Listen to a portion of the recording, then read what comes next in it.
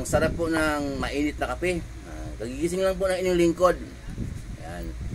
Wala nga lang pong tinapay pero okay lang po. Gaya ng lagi ko pong sinasabi na kahit walang tinapay, ayos lang yun. Ulit-ulit lang naman ang takbo ng buhay natin, ba? Ang mahalaga, pagkagising po natin, maramdaman natin ang pagkapala ng Diyos. Kasiglahan, kaya biyaya yan.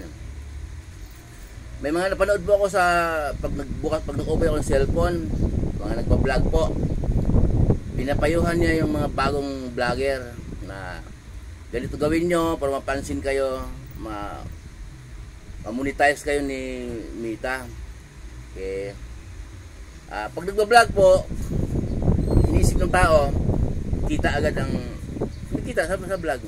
Pero ang inyong lingkod po, lagi ko po sinasabi na iba naman kasi sa akin eh. Pananampalataya. Vlog na rin yun kasi nga pinupost ko sa YouTube, sa FB, salita ng Diyos.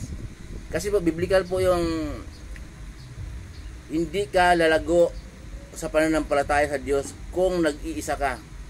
Sa madaling sabi po, pagka mananampalataya ka, mayroon kang inaati ng iglesia ng Diyos, sambahan, paglinggo, at may namumuno itong pastor, atin ka ng Bible study, depende rin kung anong araw ang Bible study nila. Sa mga barangay-barangay may mga Bible study yan. Yun ang ibig sabihin, pasakop ka sa church na yan, sa iglesia yan. Hindi ka lalago kapag nag-iisa ka. Ang yung lingkod po, wala pong sa panahon ngayon trabaho pong ginagampanan ko. Alam naman ni Lord yan kasi nga mananampalataya naman ako. Pero nag-iisa ba ako? Hindi po. Pero darating din ang panahon yun na ilagay ako ni Lord dyan. Yung mayroon akong nagpapasakop ako sa iglesia. Di ko lang sa iglesia ng Diyos, may inaatinan akong chart, may inaatinan akong Bible study, or nagtuturo akong Bible study. Darating din ako dyan. Sa panahon ngayon po, nasa work ako, biblical din po yun. Gampanan mo yung work mo, sunod, pasakop ka sa may-ari. Mabasa po yun sa Biblia din. Habang nandun ka, habang nandiyan ka sa work, pasakop ka sa namumuno dyan. Sa madaling sabi yung may-ari, yung kumpanya na pasukan mo, pasakop ka.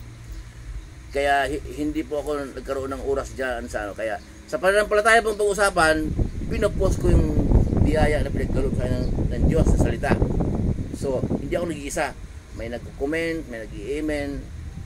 May kumontra naman, pinapaliwanagan ko. Okay, lahat naman nagkukontra eh. Kasi ang Diyos ng daigdig dito, si Satanas. Pero ang Diyos na makapangyarihan sa lahat, ang lumikha. Kaya lang po nasabi na, kaya biblical po yon ang Diyos ng daigdig nito si Satanas dahil tayo nakatira. Sinasaway natin Diyos, hindi natin sinusunod. Yung iba nga, sinasadya pang lumapit sa tukso. Yung iba naman, iwas na iwas sa tukso. Hindi talaga kaya umiwas kung walang banal espiritu na nanguna sa kanya. Muli po yung God, si Chef Roy. Muli po, magandang umaga. Pagkapalain tayong lahat ng Diyos.